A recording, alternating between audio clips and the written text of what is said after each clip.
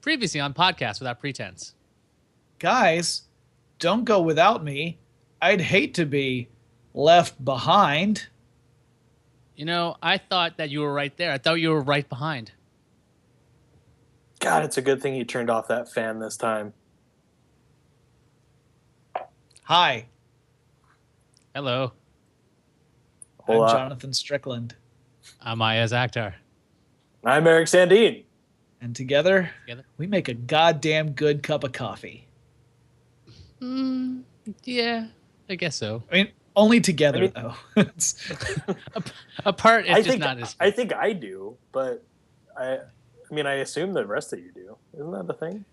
Eric uses a French press, and not the coffee-making device. He actually presses on a Frenchman. Yeah, it's true. Are they around in New Mexico? French. Do you have them in... Yeah, is there a ready stock of them? Well, it's really political pressure. I put pressure on. He's like, this is for freedom. That sounds like a very Southwestern. So far, we have been more entertaining, billions of times more entertaining than the movie we're going to talk about, Left Behind, I think. Because I gotta. Here's the worst part about. I'm gonna go get this out of the way first thing. The worst part about this movie. Well, this is the 2014 Nicolas Cage Left Behind movie. The worst thing about this movie is it made me want to watch the Kirk Cameron Left Behind movie. Just the first one, because I've already seen the second one and the third one, but I haven't seen the first one. So it got better ratings. It got better ratings than this film. The Kirk Cameron one, yeah. Which isn't hard to do, honestly, after watching it. But still. So I guess first we should describe what it is we do and why we watch this movie in the first place. So Eric, why don't you take a swing at it? So disregarding the fact that like history, Podcast Without Pretense, et cetera, et cetera, et cetera, sometimes, a lot of the time, we watch movies and we try to see if we can watch them without distractions. Because at this point, everybody's distracted by a cell phone or a computer or an iPad or, whatever, beer, significant others, etc. So we try to see if we can pay attention to something for a long time, and we pick a movie to do that with. That's about it, really. And so we pick crappy movies. We see how long we can make it through them, and we review them, see how they go. Nobody really wins, especially with a film like Left Behind, the Nicolas Cage version. No one wins. And we write down how far we got into the film. And at that point, you can invite any distractions you want into the experience. And also, if you really want to, you could just stop watching. You don't have to finish the movie. We tend to finish the movies because apparently life is just too long. And we need to fill those long hours with pointless viewing of horrible things. It makes life feel longer, because these minutes go by so slowly, and you're like, how is this 50 more minutes? Yeah, let's talk about this. This Nicolas Cage Left Behind film is 110 minutes long. All right, so it's not incredibly long compared to, say, a Peter Jackson movie, but it felt like a goddamn eternity. It did. How long did you get? Come on. How far did you get? Yeah. All right, I got you know what? I didn't write my time down. I think I got somewhere in the 44-minute range. Wow. All right. Yeah. My time I was waiting for something to happen, Eric. Yeah, it takes a while. And that's why there was some conversation at about 10 minutes and 55 seconds when I was just like, "Oh, nothing's going to happen here." Yeah, I'm gonna go get a beer. Well, yeah, thanks to you guys. Thanks to you guys saying on Twitter how nothing happens in this movie. I didn't even bother. I just had the movie on with my laptop on my lap, and I'm like, fuck it, I'm just gonna watch it like this. But the first time I actually checked the time is 8 minutes and 58 seconds in, and I'm like, what the fuck? What is going on? Why has it been like 10? It's only been 10 minutes. Right. It hasn't actually been 10 minutes. It feels like it's been an hour, and nothing is happening. But I do have my extensive notes, which actually last time I actually put on Pastebin. So maybe we'll have a link to that. So if you want to read these notes, cool. full of typos and shit, it's going to be available. And you can follow along if should you choose to read my rambling notes. But yeah, 110 minutes. I did finish the movie. I saw the whole thing. It's a movie, and yeah, I guess Nic Cage needed. I don't know what could Nic Cage possibly need that he was in this movie. I don't know, another car. like a lot of them. Did this buy a car, or did you get like a Corolla for like his niece? I'm guessing Nicolas Cage commands a fair price for his appearance. Like, you notice there weren't really any other name actors in this movie, so you know where that budget went. Yeah. Excuse me. Leah Thompson I'm sorry. Marty McFly's mom was in the movie, but she was not in it for long. She got raptured. Actually, we should probably explain that the Left Behind series, for those who are not familiar with it, it's a series of books about the wake of events or the events that happened in the wake of the rapture, and the rapture being a particular interpretation of Christian theology in which it's the moment where God says, all right, all you folks who are good, decent people who believe in me and have been saved and all that good stuff, come on up to heaven, leave your clothing behind. It's all cool. All the kids who haven't had an opportunity to make their minds up, you guys get a free pass. Everybody else, sorry, you're going to have to stick around while the Antichrist gets his evil mojo on back on Earth for the coming apocalypse. So it's essentially the first event leading to the end of times. And we had previously watched Left Behind 2, the Kirk Cameron movie, because we thought it would be superior film. It really was. It's terrifying to think that is actually an accurate, honest statement. And we thought it would be funny to watch the second movie without having watched the first one. And then I went on to watch. Eric, did you watch the third one too? Yeah, I watched the third one as well. Yeah. Yeah, I as you didn't, did you? I have yet to watch Left Behind 3. Okay. But this movie, by the way, I did like I'm going to spoil the ending. We're going to spoil the hell of this movie, by the way, if you haven't figured that out. Jesus. Earmuffs. You can't spoil this, honestly. I just love the idea, like the last lines in the movie saying, like, it looks like it's the end of the world. And then Chloe's like, no, it's just the beginning. Which is like, oh, we're going to have a sequel. It's like the way X-Men 1 ended. It's like, I'll be back for this. So yeah. That's not necessary. So I can't wait for Left Behind 2 in 2016 with Nic Cage. It's the biggest making that up. It's the biggest cliche ending that you could possibly have, right? I mean, the best thing would have been for him to say, like, I guess it's all over, and the other person said, "Yep," and then credits. Because the whole no, it's just beginning. I'm like, are you fucking shitting me? That is the most bland cliche thing you could say. So anyway, just for our viewers and listeners and for Ayaz to know, Left Behind 3 is so balls out crazy. You owe it to yourself to see it, even if you never watched the other two movies. And granted, yes, it will be confusing because it'll be confusing even if you watch Left Behind 2, because it jumps so far ahead in the narrative and leaves out so much stuff that you're wondering, how did the end of Left Behind 2 lead to the beginning of Left Behind 3? So really, just skip it all. Just go straight to 3, because that's it's so crazy. It's entertaining. Which is the exact opposite of Nicolas Cage Left Behind, because if you haven't figured it out already, it's a slow, plodding, boring mess. Yeah. It's bizarre that you could turn something like all the good Christian people on earth disappearing simultaneously and spontaneously into a boring movie. Yeah. Usually you guys have a lot more notes than I do, which is how I know this was a boring movie, because I have a shit ton of notes. Because it's your turn, man. You got to go then. You got to say your notes today. Please do. I didn't take any notes on this rambling, though, so that's fine. let's see. We can start then. So we have Chloe the daughter, Cam Williams, some reporter. Okay, we're at JFK. Chloe is home. Her brother is bouncing off the walls. It's her dad's birthday. Party? Birthday? Whatever. He's stuck at work. Holy shit, that's a horribly edited family photo. I'm better at Photoshop than that. And we can spend a second here.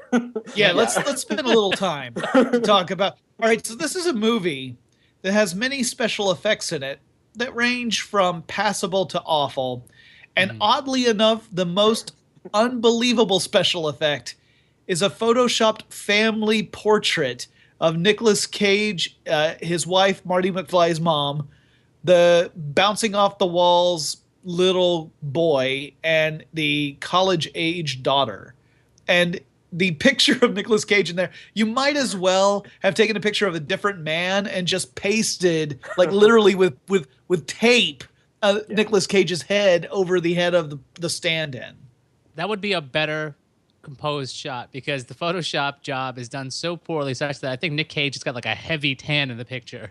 But whoever the man is does not have a heavy tan, nor did anybody bother to blur the line. So it's just like this, like it's almost like the face is too big for the body, and it's very, very odd. And it's, you know, it's not like it's on screen very long, but it's just so unbelievably bad that you can't like not look at it. It's like a 5-second pan shot. Like it's gone in a second. Well, and but you not pay only that, attention, but like yeah, he looks at it. He looks at it, but he looks at it multiple times in the movie. We see it more than once.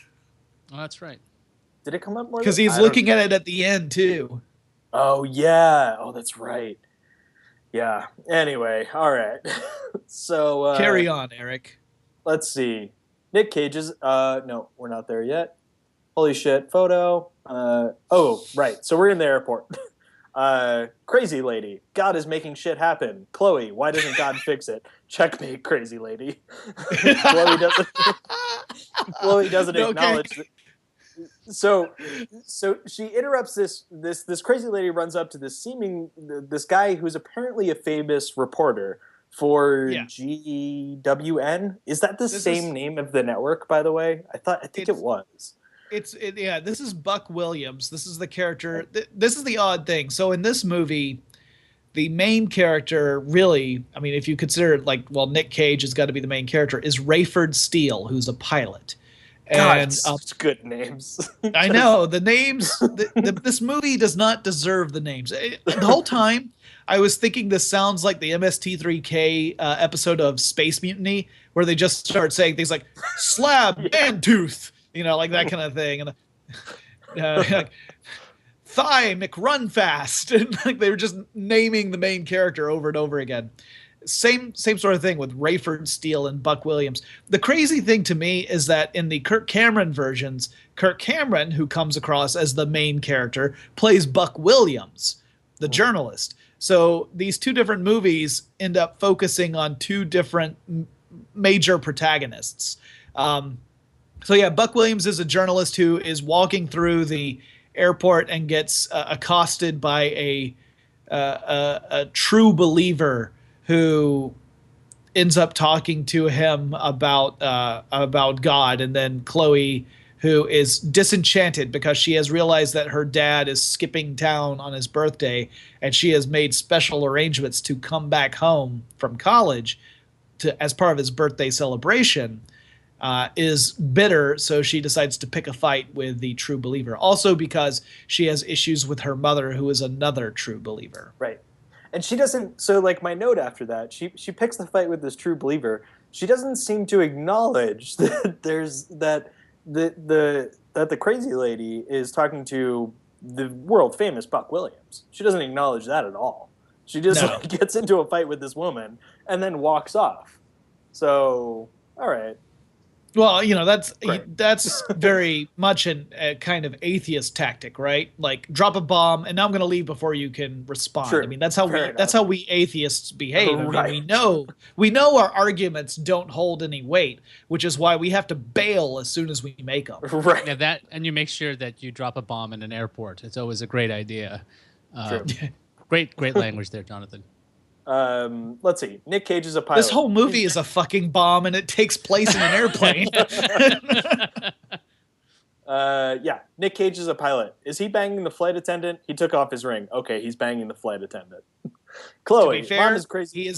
To be fair, in this version, he is not yet banging the flight attendant. That's true. I don't know that yet. I'm just calling it as I see it. That's right. Chloe, mom is crazy religious or something, I guess. Cage gets caught flirting with some lady. Uh-oh. Mom, born again. We're really skirting around this whole religious thing very poorly. So there's at this scene in the movie, Chloe finally catches up with her dad because he's a pilot, Nicolas Cage. He enters. Chloe sees him flirting with the flight attendant. They're sitting. She grabs him, sit down to coffee in the airport. I think she asks about that at some point, but they have this discussion about mom and how, she got weird or something. And so we have this, this is actually 10 minutes in, by the way, when I cut off the conversation because I was so bored. It was 5 minutes of them trying to skirt around this, mom's really crazy religious and believes this rapture stuff is happening. You still shouldn't cheat on her, though, I guess. That's about what I got from this scene. Yeah. Well, and one other thing to point out, kind of, one of the things I found very irritating about the crazy lady's argument is she's like, don't you think with all these natural disasters and wars that the end times are here? And I'm thinking, bitch, look at human history. When was there ever a fucking 10-year period when there weren't natural disasters and wars going on? It's true. So, so after that, Chloe talks to her dad. He goes off to his flight. Really, all of this shit is still unrevolved. We're really early in. Cam, our, hunky photographer news guy, Buck. Buck, sorry. Isn't it Cam Buck William Buck Cam? Yeah, whatever. Yeah, he just goes by Buck. Yeah, I also thought it was Cam, and then he's mentioned he's just Buck. I think Buck is his nickname, and that's what everyone knows him as. So, he sits behind Chloe because he thinks she's cute. And of course, when you're leaving an airport, you randomly hit on people. It didn't really make sense what was going on here. Anyway, he sits behind her and she's like, no, don't really want to talk to you. I'm kind of dealing with this dad thing. And he doesn't let up. And the conversation leads absolutely nowhere interesting. So let's move on. In this universe, people fawn over Nicolas Cage for some reason. Oh, right. So let's say it's the same in this universe. Right. For some reason.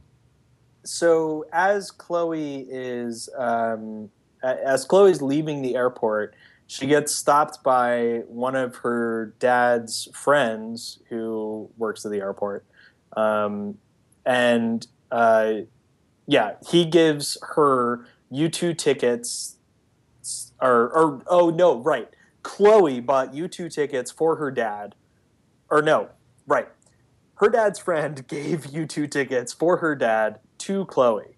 Chloe, who is leaving the airport, then gives the tickets to Cam, who's getting on her dad's flight, to give to her dad. This is very complicated. All of these people have just met.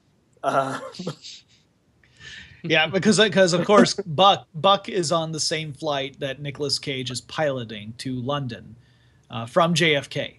This is different from the Kirk Cameron version where I think the flight originates out of Chicago instead of New York. Yeah. It's the minor differences that really kill this film. Yeah, the biggest minor difference that I think twice as much happens in the Kirk Cameron movie, and it's, I believe, 20 minutes shorter. Yeah. All right, so let's just kind of skip ahead. So everybody's on a plane now. That's great. There seemed to be... Oh, right. I don't remember where I am in this part. Anyway, there seemed to be an unlikely number of small children on this flight. I do remember this part because they showed the pan shot of inside the plane, and it's just full of small children. I've never seen that many small children on an airplane at one time. Can we stop for a second to talk? Let's talk about this airplane a little bit. This first class section has the most. Okay. Yeah. Okay. So you got your first class section, you got your coach section. this first class section has like the largest fucking chairs I have ever seen allotted to a human being in an airplane. These things are basically lazy boys. They're just absolutely enormous. To be fair, in at least one case, the sense of scale might be off. Oh, right, because of the dwarf. I was thinking about the old lady. I was gonna say she thought the Frank Sinatra was on the plane. But yeah, if you look at the characters who are in first class, my first reaction was, I have a feeling the producers went to central casting and then just said, "Fuck it, put them in." It's not exactly like a bunch of rich, classy businessmen or something. It's like, okay, here's a grandma, and here's the guy that's with her that she's senile, and there's a dwarf over here who seems like he's kind of a scuzzy guy. They've got the token Muslim guy. They've got a daughter and I think what's that? Conspiracy theorist guy. I think that's right. Is there Jordan Sparks? Is that the girl that's the one who pulls the gun eventually? Is that that girl from American Idol? Is it? Oh, no. I can. Well, I've got IMDb open. You keep going. Actually, I think you're right. Yes. She played Shasta Corville. That sounds about right. Sure. We're gonna go with yes. So we skip back to Chloe at this point after we're introed to all of these random people on the plane. And Chloe is going to talk to her mom, and her mom is telling her to be prepared. And here my note, because I'm just getting bored, is, man, fucking lemonade in the sunroom. I want some lemonade. Can I have hers? She's not even drinking it. She's just getting mad. Drink the lemonade, and she leaves it. Yeah, this is where she comes home to have a conversation with her mom, and before long, her mom alludes to biblical stuff, and it sets everything off again.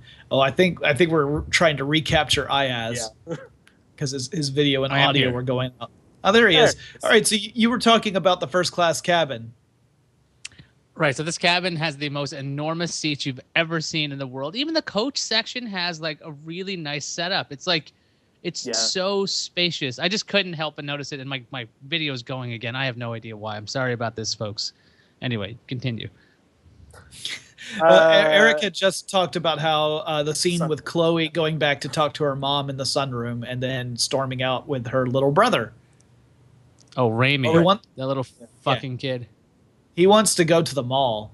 His acting is probably the worst of all the Steele family, I would say.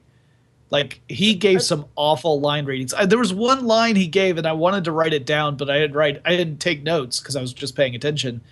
But there was one line reading he gave that was just so wooden. I was like, you must be related to Jake Lloyd. All right. What do I have? We're back in the first class cabin. Martin Klebob is mad, apparently. This girl's dad plays for the Jets. He's going to bet against that because he has some insider info. Cool. So Martin Klebob, who plays, oh, God. Melvin. There we go. Yeah. He's sitting next to these people on the plane. It really doesn't matter. Anyway, this woman and her child, the child mentions that her dad's a basketball player. Obviously, this guy wants to bet on it, so that's a bad thing. It's horrible, whatever. The child disappears anyway. So let's just move on. I'm glad you said that it doesn't matter, because that's true for all the interactions we see in the first class cabin. Every single one. Doesn't matter. The only thing they're there to really set up is that a lot of the people aren't great people. And that explains why they were left behind. Whereas like some of the people in first class, like two, besides the kid, I think only two of them disappear. One of them happens to be the goddamn air marshal on board the flight. And the other one is the old man. The old man. And here's something else. I mean, not that I am a theologian, not that I am an expert on religion or as religious morals. I am far from it. I am, however, curious what kind of God leaves a senile woman who is incapable of rational thought, or she's senile. She thinks Buck Williams is Frank Sinatra. Clearly, this lady has done some serious shit in her life, okay? Yeah. Maybe she's no different than that cocaine abuser that was sitting next to her, okay? Maybe that's what she did for years. And God just isn't having that shit. How can you have a pass for all the kids who could be rotten fucking kids, seriously, but because they're children and they don't have the capacity, they get a free pass? But this woman who doesn't have the capacity doesn't get a free pass. Listen. Huh, God? Mysterious ways, Jonathan. Let's just move on. Thanks. But you know what? This movie uses that same excuse, and I have to say, fuck you, movie. It's true. That was the original title was "Fuck You" movie. I think that's a good let's see. Chloe is taking her brother somewhere. Heartwarming music plays. Oh, they're going to the mall. That's great. And I also wanted to mention that the music in this, the one note I wanted to write down, and I remember, is that I thought that the score for this movie sounded like it had been lifted directly from the television series Wings. Yeah, which is appropriate. It's roughly true. I missed a joke about brainwashing. I think could these camera shots linger any longer? I'm not sure what I'm talking about there, but that pretty much goes for the whole movie. Or me. This mall is having a breakdancing competition, and people are haphazardly clapping. Oh shit, where did her brother go? Oh, nowhere. So early in the scene, he walks away, and she freaks out, and she's like, oh no. So they went to the mall. There's a breakdancing competition. Kid runs away. Finds kid. Oh shit. And then finally we get to the point where shit starts happening. So her little brother just dissolves into thin air. He's gone. So that's cool. As do all the other kids. Right. So that you suddenly have these piles of clothing on the ground where children and a couple of other people used to be. I also want to say, I'm going to guess that all the breakdancers also disappeared because they were really awful breakdancers. And I got to think that they were spending way too much time in church and not enough time dancing. Yeah. Let's see. Can we stop? I want to stop here. Why on earth do all of these people have to be removed from their clothing and like their jewelry and everything? Like, isn't that going to be weird in heaven? I know that it's supposed to be like nice and everything, but wouldn't you feel kind of naked when you 85 million children show up naked with you? You're like, oh shit. Ayaz, here's the thing. Ayaz, yes. Let me explain this because Jesus, I can't believe I have to do this. All right, so Garden of Eden. You got Adam and you got Eve. And before they ate of the tree of knowledge, they knew no shame. They knew none of that. There was no sin. So they were naked and happy. And we are returning to that state in heaven where it is beyond sin. Sin is not a thing anymore. There's no shame associated with bodies. There's nothing weird about it. There are no pervs in heaven. Also, you get a robe and a halo and a little harp right when you get in. You just walk in. It's kind of like prison. You walk in, they just give you they just take your stuff and they give you a new packet of clothes. There's the delousing, right. and then you get a toga. You don't get to hang out by St. Peter unless you get sprayed by the hose. That's the point. Right. Stay away from the pearly gates, you son of a bitch. We don't blame you, son. Anyway. This episode's just going to have to be called We're All Going to Hell.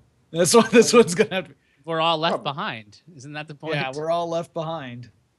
All right, Eric, I'm sorry. We're interrupting you every 5 seconds. Oh, no, that's perfectly fine. This is more interesting than this movie. So let's go on. Let's see. Where the hell was I? Well, all the kids just disappeared. Kids are gone. Back on the plane. Oh shit, the people are leaving and their clothes are all left. Bunch of naked people running around. Why do they think it's the captain? I mean, honestly, I don't know why I'd think at that point that it was the captain. Right. So you get these people spontaneously disappear and then immediately everyone's like, I want to talk to the captain. And I'm like, something would tell me that the captain, who's way up there in the cockpit, probably had very little to do with little Jimmy just suddenly spontaneously disappearing like that. And little Jimmy's clothing being left behind. Maybe there's a naked little Jimmy running around the airplane, but yeah. So Nicolas Cage deploys the oxygen masks from the cockpit. Good call. Well, first we have to mention that he was not in the cockpit when everything went to shit. He was hitting on hitting on the flight attendant. Whose name is Hattie. Yeah. Hattie. So we should also point out in the Kirk Cameron version of Left Behind, Hattie has become an important part of the United Nations. So she ends up being essentially kind of the right hand to the Antichrist. Wait, you remember this shit? Yes. Oh wow. Okay. Because remember in the Kirk Cameron movie, she is still trying to hit on the pilot. She's still trying to get Rayford to have an affair with her, and he's very sorry that he had ever initiated anything with her. So in the Kirk Cameron movies, she's a villain. She goes full on Disney mwahaha bad guy. And she's like, I am a slut and I'm terrible. I mean, this is her. This is not my judgment. This is how she's coming across. In this movie, in the Nic Cage version, you get the feeling that she was unaware that he was married. Consequential. Yeah. So she thinks that she's having an actual dating relationship with a pilot who's single. Right. That's the implication anyway. So very different version of the character in this one versus the Kirk Cameron series, because that confused me at first, because as I was watching, I'm like, well, boy, first I thought she was awful because she's kind of bragging to the other flight attendant about how she's going to hook up with the pilot. And then I realized later in the movie that she was apparently unaware that he was married. Right. So it just made him a bigger jerk. Yeah. So anyway, he released the gas masks. At this point in the film, I just have to tell everybody, they tell put on your mask first before you help anyone else. That's it. Because the shot in this movie is literally everyone helping everybody else before they help themselves. Anyway, just a little, the more you know. That's why they were left behind, these sons of bitches. Right. They didn't listen to the damn instructions. He doesn't just deploy the masks. He also vents, he opens up vents so that it lowers the pressure inside the inside the cabin. So it's not even he is in control, but he's doing it as if there is a malfunction on the plane. So it's not just a pacifier. If they don't put their masks on, they're going to pass out. And this was his way of preventing a full-fledged riot aboard the aircraft. That Ray Steele, he's a thinker. Yeah, I love Ray Steele. Something probably happens between this, but at this point, my next note is they're making this climb. They're making this climb over the other plane way more dramatic than it needs to be. Can't you see further than that with radar? Maybe not. So in this part of the movie, the plane they are on, they see another plane, and Nic Cage has been trying to raise air traffic control or anybody for a while, and no one's responding. And he sees the plane, he tries to hail the other plane, and they don't respond.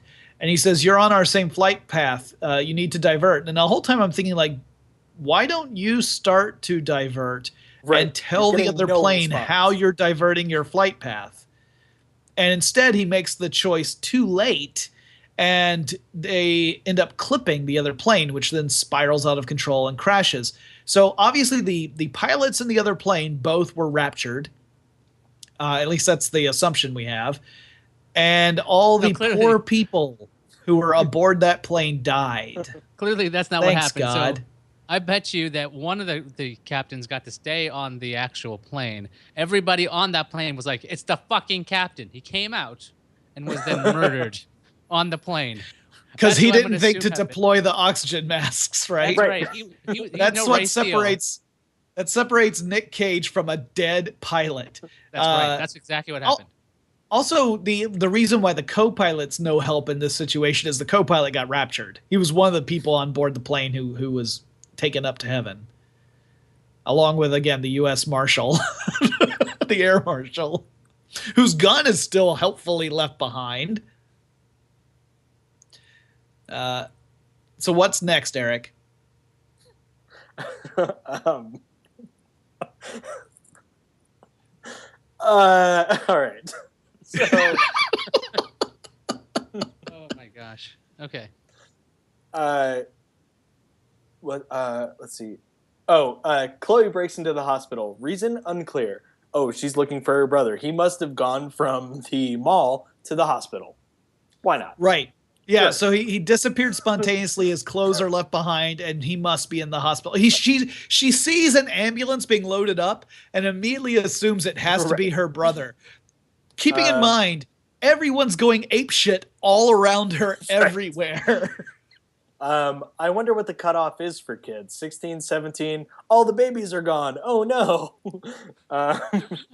Oh, by the way, there's Yeah. some great shots of like parents just they're at the actual like carriage and they're like on their knees crying about this. I'm like, how many? There's a lot of shitty parents left. Apparently, they're just like human just wastes of space, and these kids are all gone and they're just crying there. I wonder at what point like this movie goes on for about like 6 or 7 years. I'm not sure how much time actually transpires within the 2 hours, but like at what point you're just kind of like, okay, well I guess little Remy's gone, so gotta do this other thing.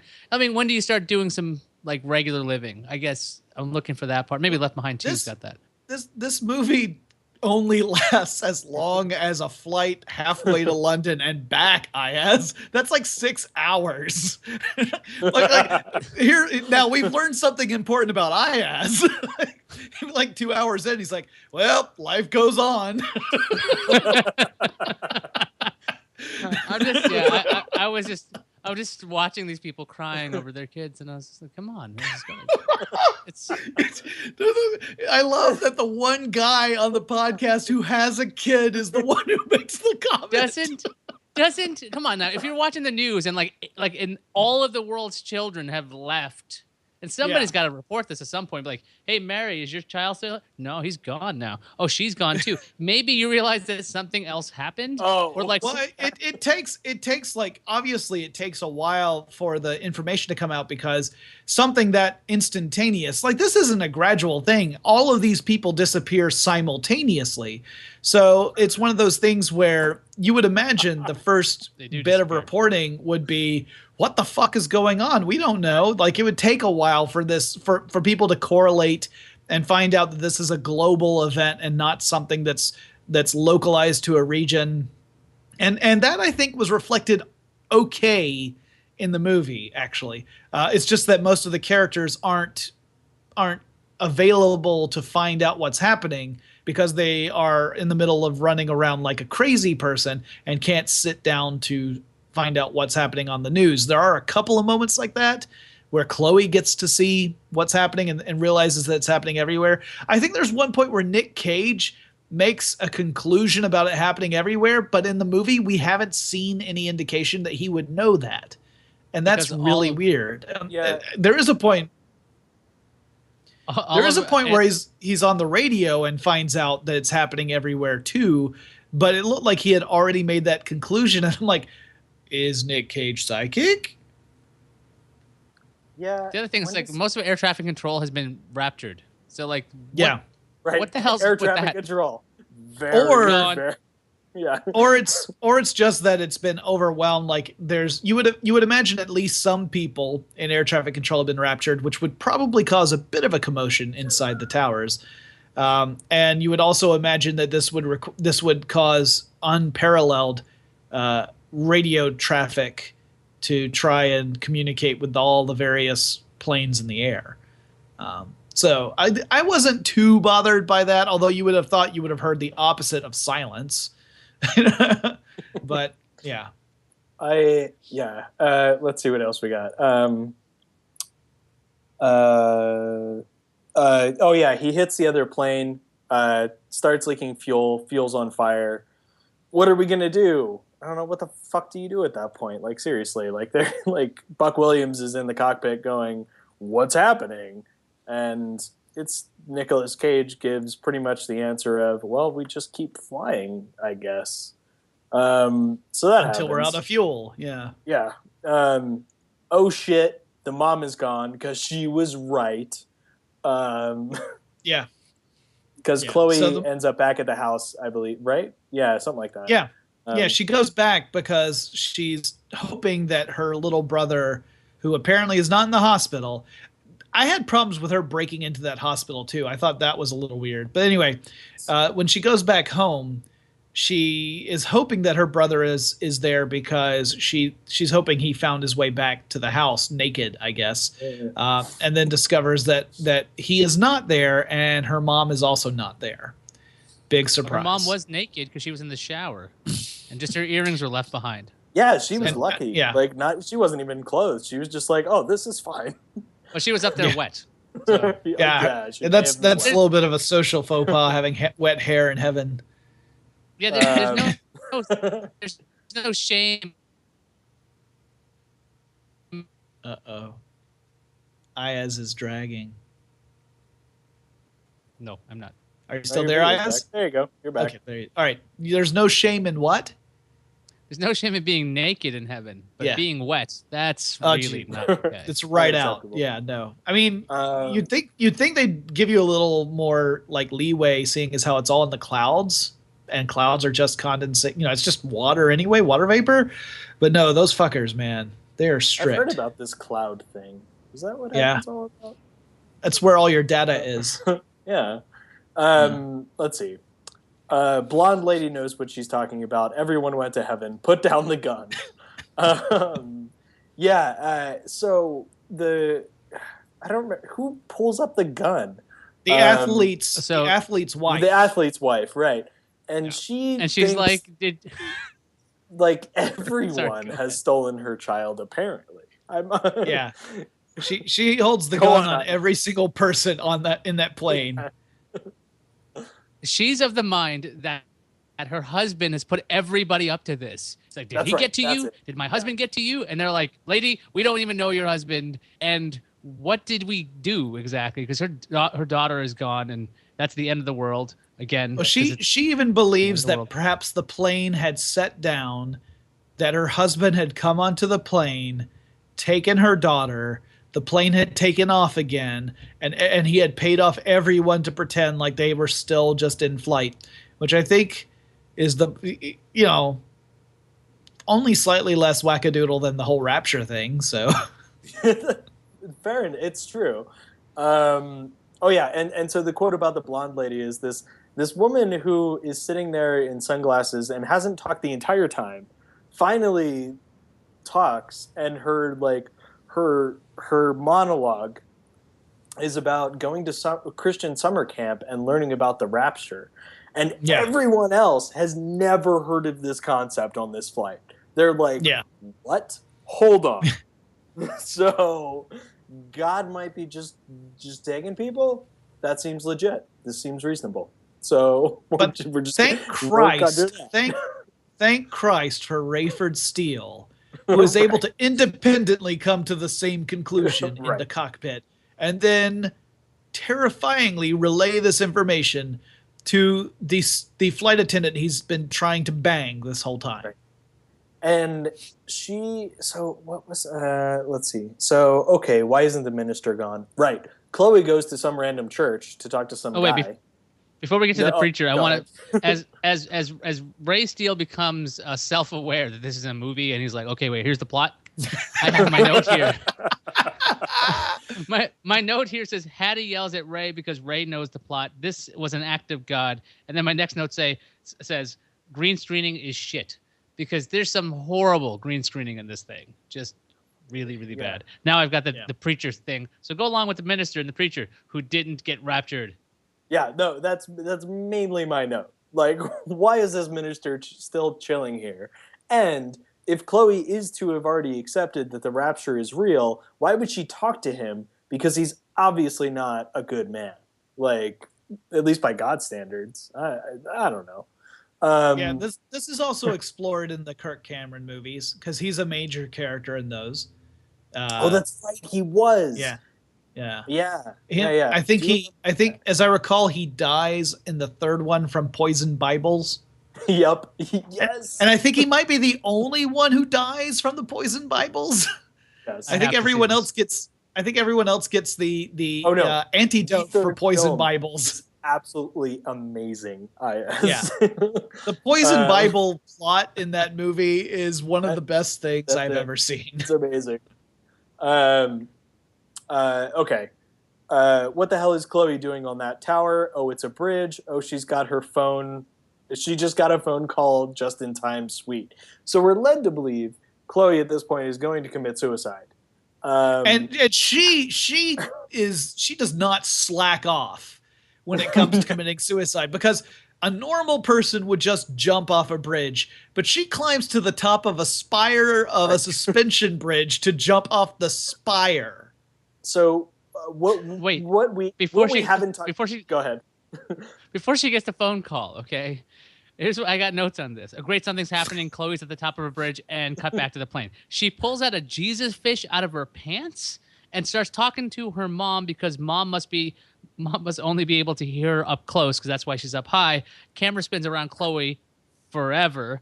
Now she's gonna jump from the top. Now, like you're saying, she looks like she's gonna jump into the bridge, not to the water, but she's gonna jump into the concrete and asphalt, because she's going for it. And then she gets her phone call from Buck, the reporter man, as my note says. So what we haven't said at this point is that apparently Buck, in the cockpit with her dad, has been trying to call her on his phone this entire time, or most of the time. Listen, time in this movie is completely relative. We have no idea how long it is. But they are conveniently unable to get a satellite link to their phones for just long enough for the plot to need it to change. So yeah, she gets the phone call. I don't really have a note about what the phone call says, but she doesn't kill herself, so that's great. Is it though? Well, unclear. So now at this point, the plot point is they need a place to land the plane. They can't land at the airport for some reason. I don't know why. I'm guessing, from what I remember, it was that there was too much congestion. There were too many other airplanes, and there were not enough personnel to get them off the landing strips and out of the way. So there was no way for them to go there. And so they give Nic Cage a couple of a potential alternate, but it's too far away. Syracuse. So wait a second. Now he does say, so he can't get to Syracuse is where the alternate is. He says JFK and LaGuardia. That's it. Is there no mention of the Newark airport that's a couple miles west of here? Wait a second. There's another. I thought the reason why he couldn't do Syracuse was that his plane was too big and that the landing strip was not long enough. Yeah, but Newark, that came up. Newark is right there, and it's got a giant fucking airport. Jesus Christ, Ayaz, that's in fucking New Jersey. You want these poor people who have already been left in Newark? They've been left behind by God, and now you want to put them in fucking New Jersey? Haven't they been through enough? I guess I was wrong. And I would think if anybody was left behind, it'd be the folks in New Jersey, so they could fucking bring them to safety. But that apparently didn't happen. The entire state of New Jersey is left behind. I'm sorry, New Jersey. Oh, gosh. We're so going to hell. Let's see. Oh, sweet, a motorcycle. Oh, right. So at this point, Chloe's new mission is to find and clear a runway for her father's, I don't know, what are we going to assume this thing is? A 757? I have no idea. It's massive. So it's whatever has Barco loungers in first class. Right. By the way, can we talk about Chloe's amazing cardio? Because she gets down the spire in 2 seconds, and then she's running into town. She's you see her come down the spire. She's running on the bridge for half a second, and then boom, she's past and she's in town getting a motorcycle. I'm she makes good time. She's not even she's not sweating. She's not breathing heavy. But this motorcycle's there. And I'm wait, the motorcycle light's still on. The rapture happened a couple hours ago. That motorcycle might be dead by now because that light's been left on. Nope. Chloe's a lucky girl because this fucking motorcycle actually, that's had a good true. battery. Motorcycle, yeah, right. The motorcycle battery, Whatever. So in other words, I will buy the Raptor. I will buy the Raptor, but I will not buy this bullshit. That motorcycle. And the former bike's owner's leathers are laying next to the bike, so you get the implication that the biker was in fact raptured. Also, I guess it's really convenient that she knows how to ride a motorcycle. And she doesn't take the helmet, by the way. Another reason why she wasn't raptured. I got a bunch of notes why Chloe isn't raptured, by the way, so we're going to get there.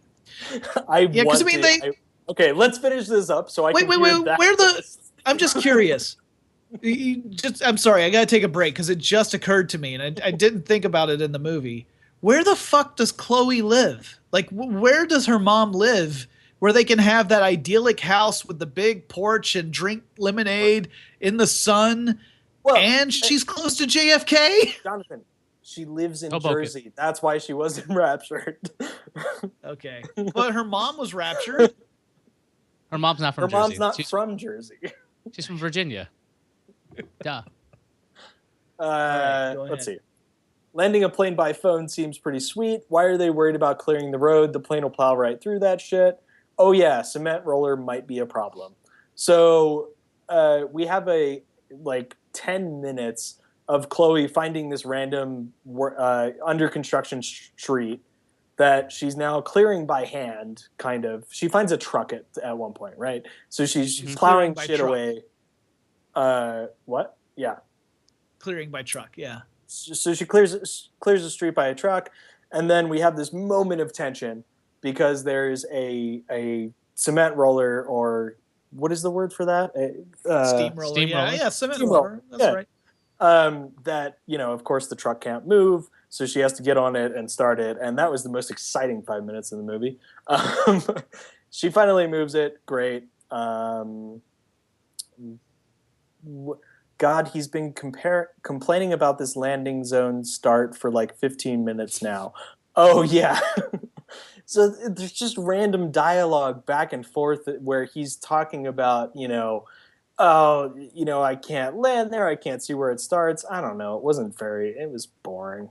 Yeah, it's essentially the pilot, Nic Cage's pilot character, is saying, he can't land at JFK. He can't land at LaGuardia. He can't get any further.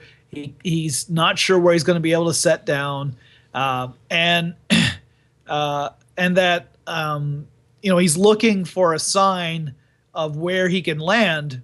Right. And he isn't even sure if his daughter got the full message that he needs something. So he's looking out for something. He doesn't even know what he's looking for yet. He's just looking for something that could be an indication of a landing strip. Right. And the whole time he's keeping up this kind of dialogue with Buck about, this kind of sucks. Which, by the way, if you're ever flying a plane during the rapture, looking for an explosion as your signal is probably not the best.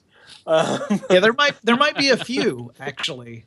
Yeah. But anyway, so she lights a flare and blows something up. There's like gasoline or something. Anyway, he goes in to land the plane. Of course, the landing gear doesn't work, so it's a nosedive. Whatever, who cares?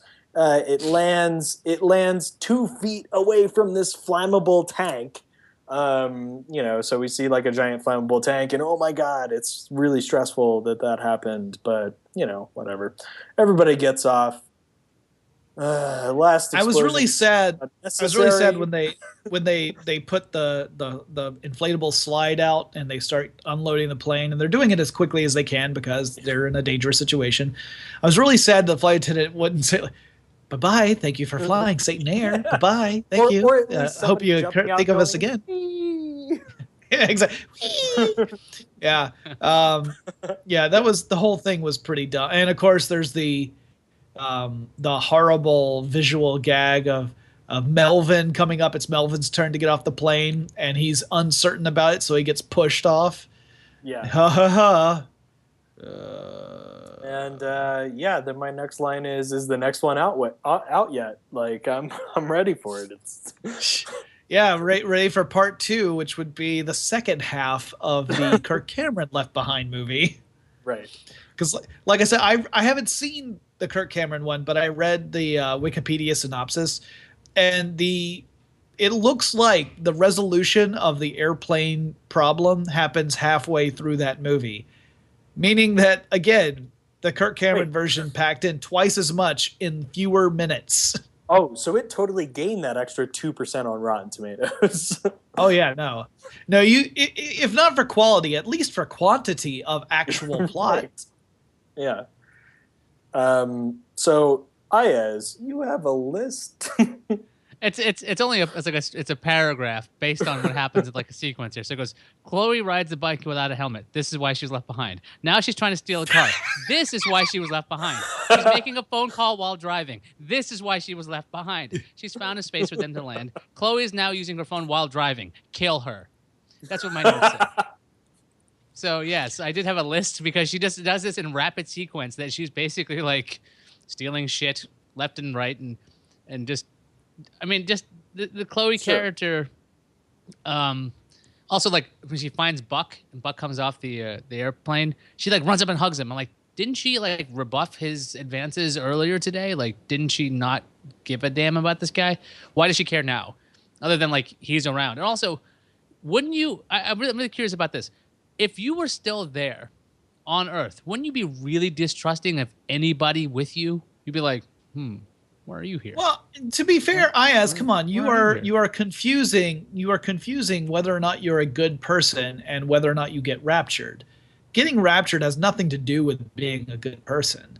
Getting raptured has everything to do with you believing in your heart of hearts in God and Jesus Christ, our Lord and Savior, and that you have given yourself over to Him. You don't have to be a good person for that. I was so hoping that somebody was going to believe enough during the course of the movie that they would just disappear, like magically a couple, like three quarters into the movie, they're like, "Oh, you believe? Oh, yeah, you can come."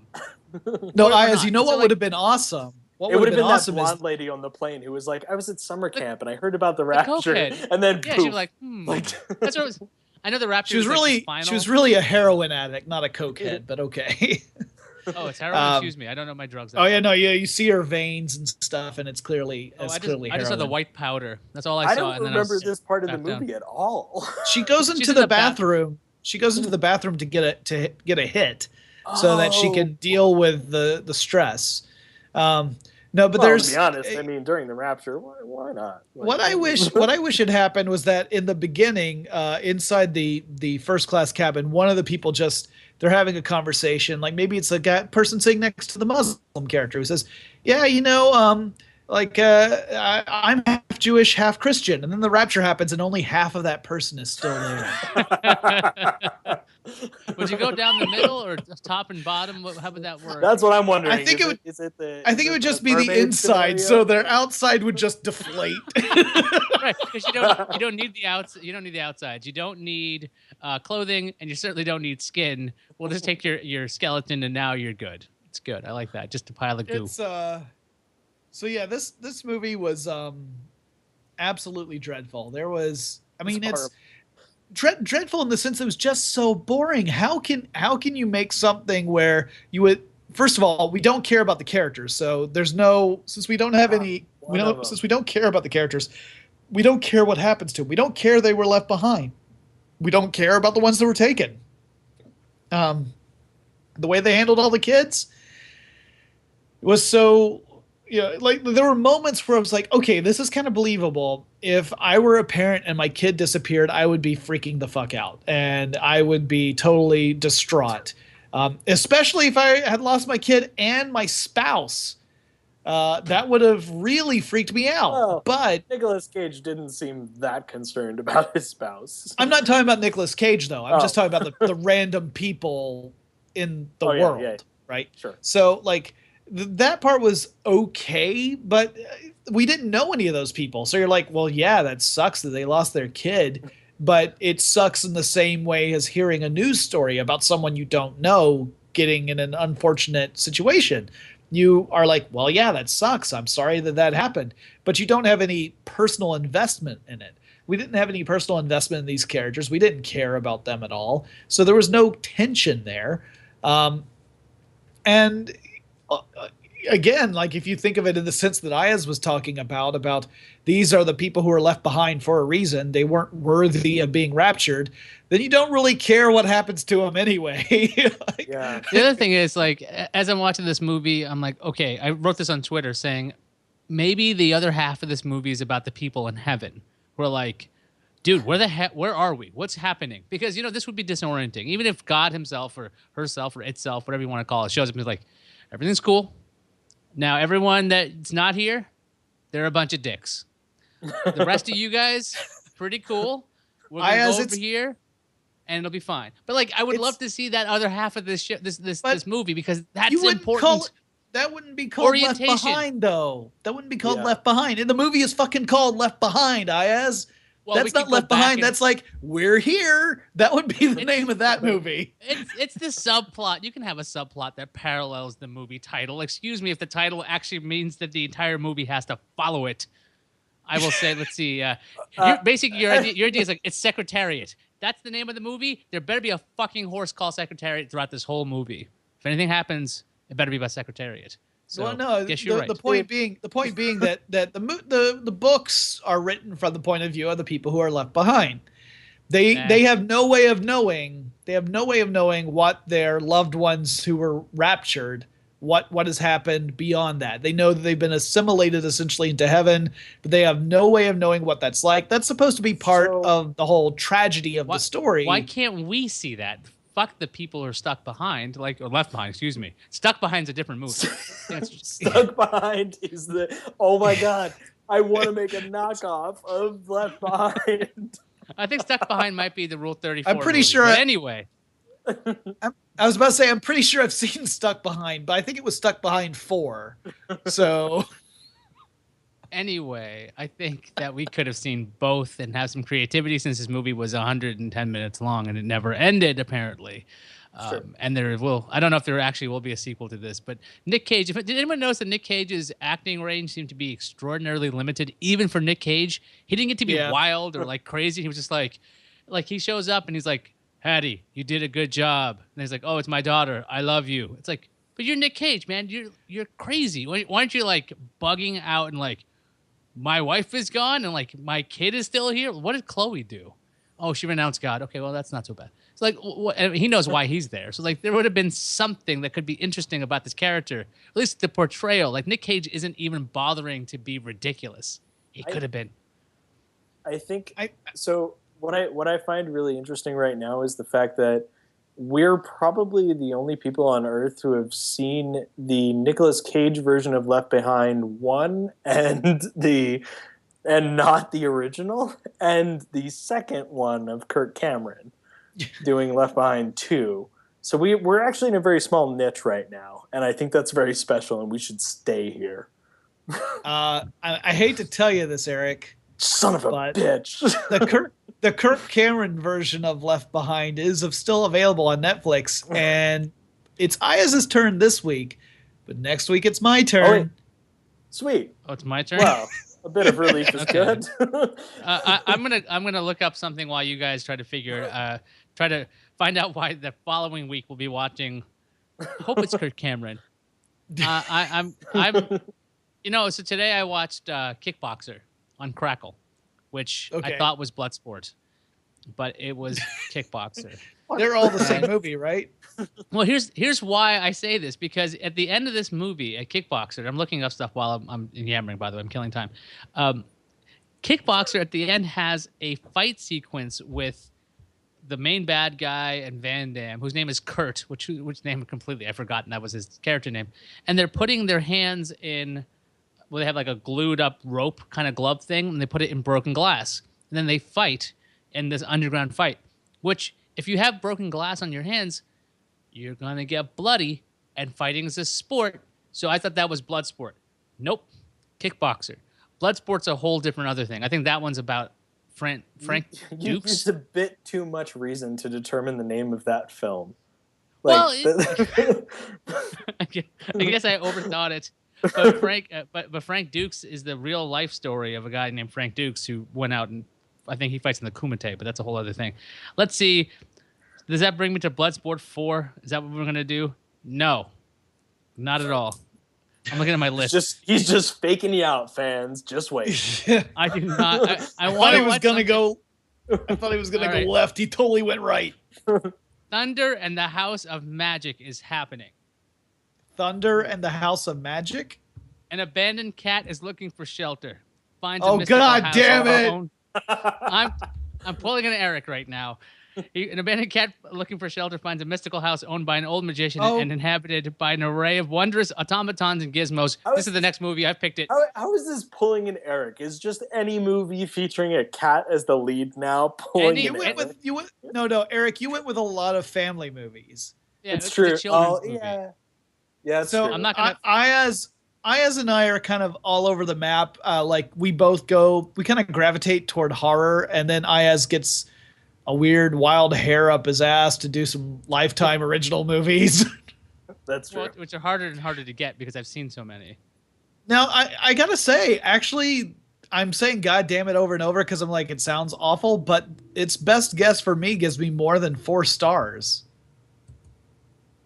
For my PWP, 2.5, because my PWP account gave Left Behind a 5-star rating. It was such a pile of shit. 4.3 stars for me, with an average of 3.9. So it says I'm gonna like this movie more than the average viewer. I've actually got a flat 3.9 on this one. So yes, yeah.